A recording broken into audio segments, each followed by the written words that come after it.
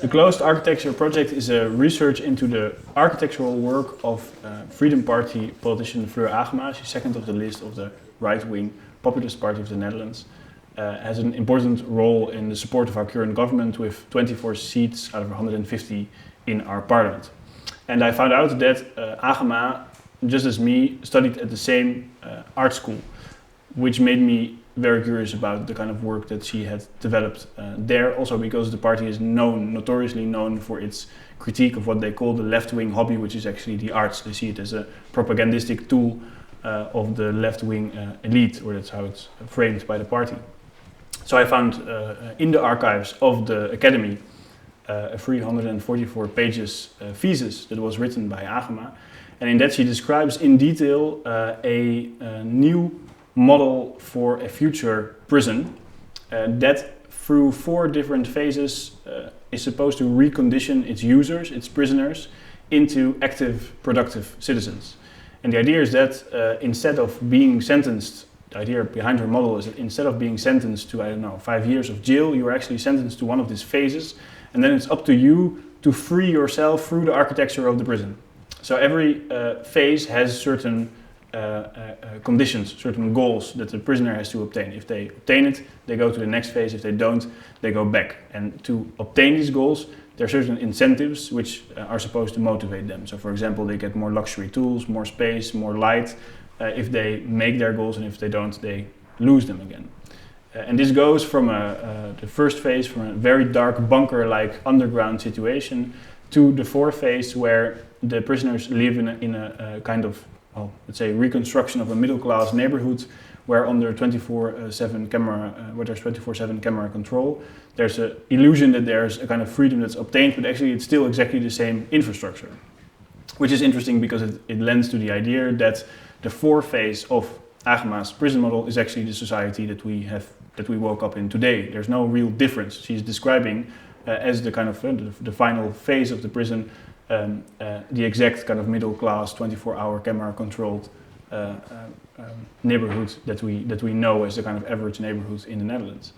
And this brought me to analyze her model, not so much as a model for a new kind of prison, because she also stated today that she would never want to realize the prison as it was, because it's actually too much of an investment for her today. So she radicalized in her position. She says today, I only would keep the 1st phase. Prisoners should be isolated, should pay their dues. Prison is about punishment, not about making people, not about changing people or making people better. It's an illusion that you can change people. You're by nature good or by nature bad, and this is what we have to accept as society. I do think that you can see the prison as a kind of model for how society develops today. So what we call, in the Netherlands, we call diploma democracy. This idea that the new class struggle that takes place is based on your education, social background, etc., etc.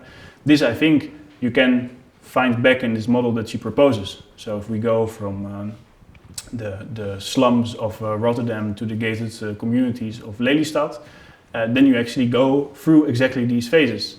And in these phases, at the end, everybody is in a way imprisoned in their own social conditions. If you're in the slums, you're trying to get out, but you can't, because by the time you get to the gated community, there's a big wall where people are actually imprisoned by their own possessions, which they have to defend towards the people outside.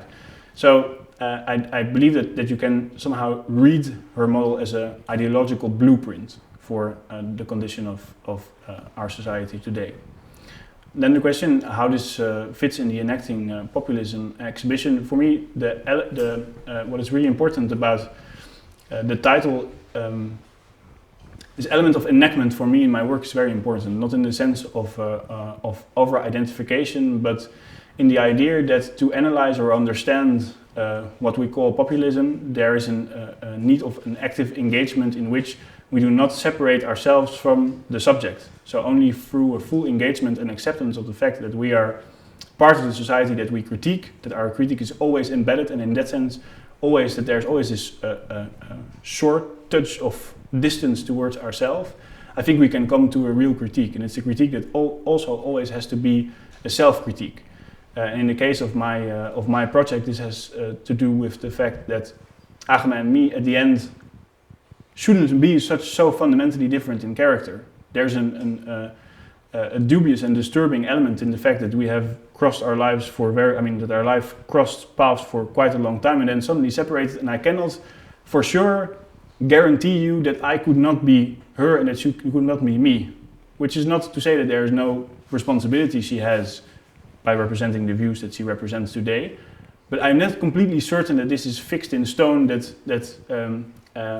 one of us should arrive, I don't know, in the progressive segment of the progressive left and the other on the conservative right.